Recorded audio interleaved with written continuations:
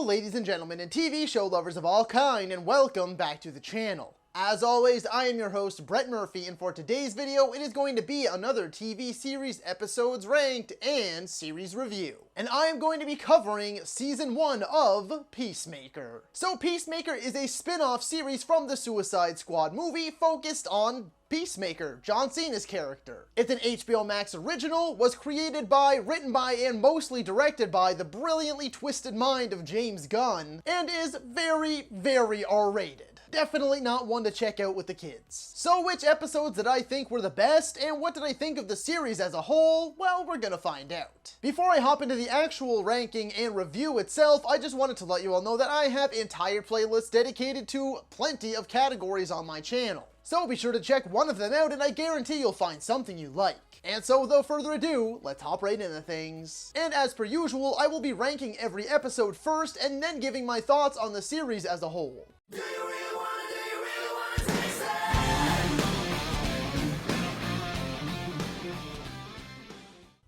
Number 8, Episode 2, Best Friends for Never. Even though I put this one in last place, I don't think it's a bad episode. It just feels the slowest and the one where I feel like probably the least happens. We have Peacemaker's gloriously comedic apartment escape, which hits its highest point when he hides in the apartment of a couple and the girlfriend begins to openly flirt with him. Then we have Vigilante and Peacemaker's montage of just blowing stuff up and shooting things in the woods. Augie, Peacemaker's dad, his arrest is so satisfying because he is such a racist asshole. But then we find out that he is the racist asshole, as his fellow white prisoners salute him as the White Dragon. Number 7, Episode 1, A Whole New World. I really did feel that this was a very solid starting point, if I'm being honest. Not the strongest that I've ever seen, but it did win me over and kept me watching. The opening chat with the janitor had me in tears. Eagly gives Peacemaker a hug, then we finally meet Augie, Peacemaker's dad, and we quickly find out that he is a very, very sick and twisted individual. We get to meet the rest of the crew and see Harcourt later on kicking ass in a bar, discovering that Adebayo is actually Amanda Waller's daughter. Then we get John Cena's Tighty Whitey solo, followed by the Sonic Boom helmet living up to its name. Number 6, Episode 6, Myrn After Reading. I feel like I'm gonna have this one a lot lower than most people because the majority seem to have really enjoyed this one, and while I still enjoyed it, I definitely didn't feel it was one of the stronger episodes. Because honestly, this episode could have ended up in last place because I feel like nothing really happens. Arguably even lesser so than episode 2, but the opening and closing are so fantastic that I bumped it up a couple of spots. We get the backstory of Myrn and the butterflies, Peacemaker visits a class full of young children, the side-splitting questionnaire between Vigilante, Peacemaker, and the butterfly Goff. Then we get Goff taking over Detective Song and leading an army of butterflies into the police station with that absolutely catchy and kick-ass tune blaring through our speakers. And then we close on Peacemaker's so-called journal being revealed to the public. Number 5, Episode 3, Better Goff Dead.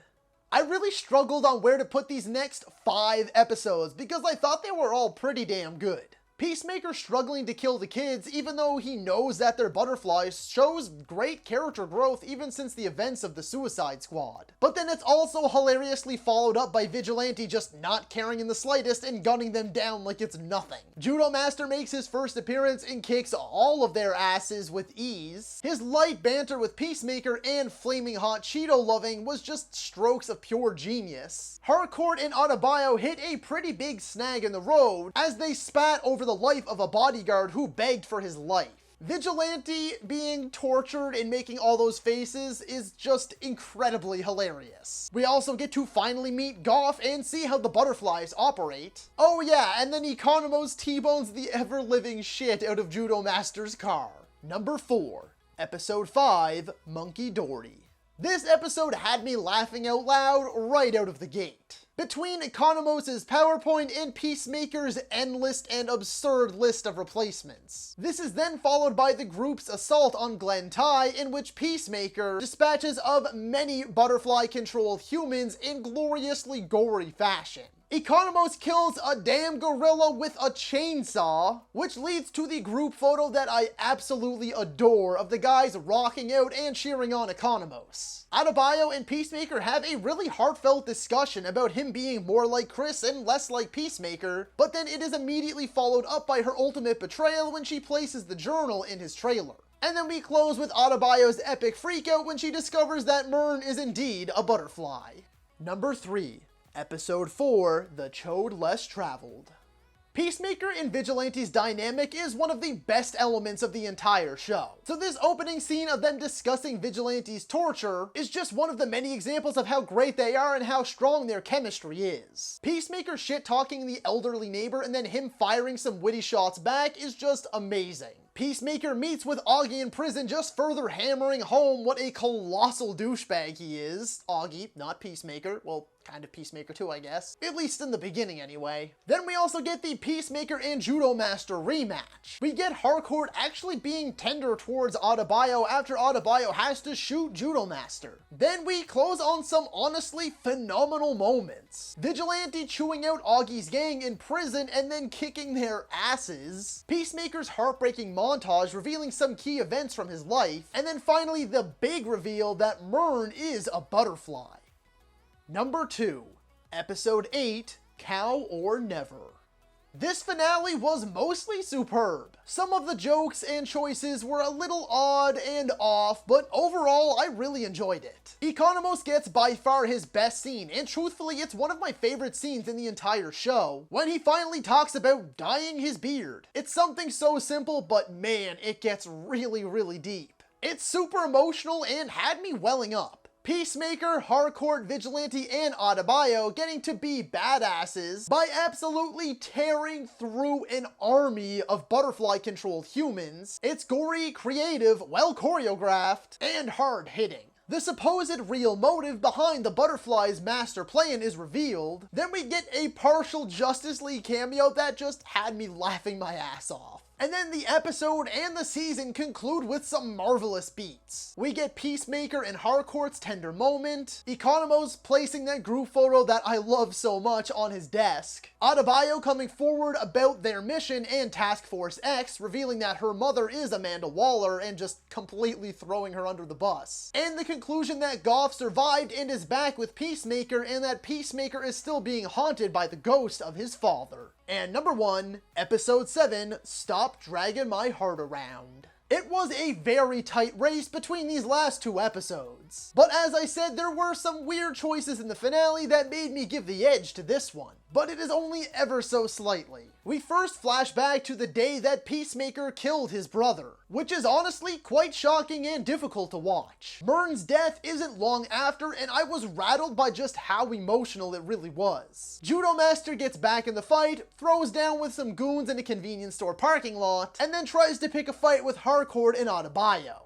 Peacemaker and his father, now in his full White Dragon attire, come to a head, as we get to see Peacemaker, Economos, and Vigilante face off with Augie and his followers. The episode concludes with Peacemaker finally killing his father, eagerly surviving and giving Peacemaker a hug, one which someone actually sees this time, and we get the reveal of the cow. Remember, there's no wrong time to rock. And now I'll give you all the rundown on my brief series review. So really just discussing my overall thoughts and giving it a score out of 10 at the end. It's kind of funny because I was on the brink of not watching this show at all. I thought John Cena was pretty good in the Suicide Squad. Good, not great. And I honestly found all of the promotional material for this show to be unfunny and kind of annoying. But I did decide to give it a shot based on my brother's recommendation after he watched the first episode. And boy oh boy, I am so glad I did, because I ended up absolutely loving this show. It's not perfect, I do have some little gripes, but all in all, I had so much fun. James Gunn's writing is witty, clever, hilarious, raunchy, but above all else, heartfelt and emotional. John Cena surprised the hell out of me, as he shows that he's got range. Sure, it takes some time to get to that point, but once we start diving deeper into his backstory and start peeling back the layers, it reveals a well-written and complex character. and an actor who was the perfect choice and shines in the role. The supporting cast too are all magnificent. Jennifer Holland as Harcourt is a hardened badass with a secret hidden heart of gold. Steve Agee as Economos is exceptional. He doesn't get much time to shine, but his line delivery is spot on every damn time, and he also gets some of the best moments in the show. Danielle Brooks as Adebayo is all of us, the fish out of water just trying to do her best. But she is also the most clear-headed of the bunch and always calls it as it is. Chukwudi Iwoji as Myrn is stoic, but still manages to deliver every single time he is on screen. And Freddie Stroma as Vigilante absolutely stole the entire show for me. Definitely my favorite character. And the detectives played by Annie Chang and Lachlan Monroe absolutely crushed it, so bravo to them. Oh yeah, and Robert Patrick plays the typical Robert Patrick bad guy, but he's awesome as always, so it works. The humor ranges from raunchy and hilarious to childish and borderline unbearable. Some of the action is superb, fast-paced, gory, well choreographed, and adrenaline pumping, while some of it is oddly shot and kind of jarring. The story for the most part is pretty good, but some of the episodes do kind of feel like filler, and there's not always much going on. And the only gripe that I have that is like a through and through gripe, not just kind of like a partial gripe, is that the show does at times feel very cheap. A lot of the VFX isn't all that great, but again, in the end, that's really only a minor little nitpick because that stuff typically doesn't bother me all that much. But all in all, as I said, I loved this show. Sure, not all of the humor landed, and the action is inconsistent, and the storytelling tended to drag out in some episodes, but all of that stuff was only like a quarter of the time, so the other 75% was all of the awesome stuff. The soundtrack kicks ass, the intro is one of the best, most creative, colorful, and catchiest I think I've ever seen. But really, it's the cast that sells the whole experience. So with all that said, I am going to be giving Peacemaker Season 1 an 8.5 out of 10.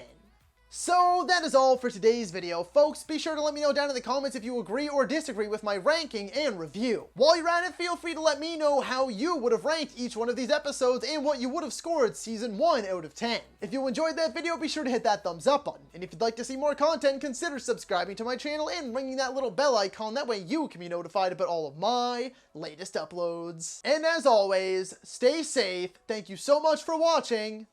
And that's a wrap. Hey you, yeah you, if you made it this far, just know I appreciate you, and while you're here, consider hitting that subscribe button.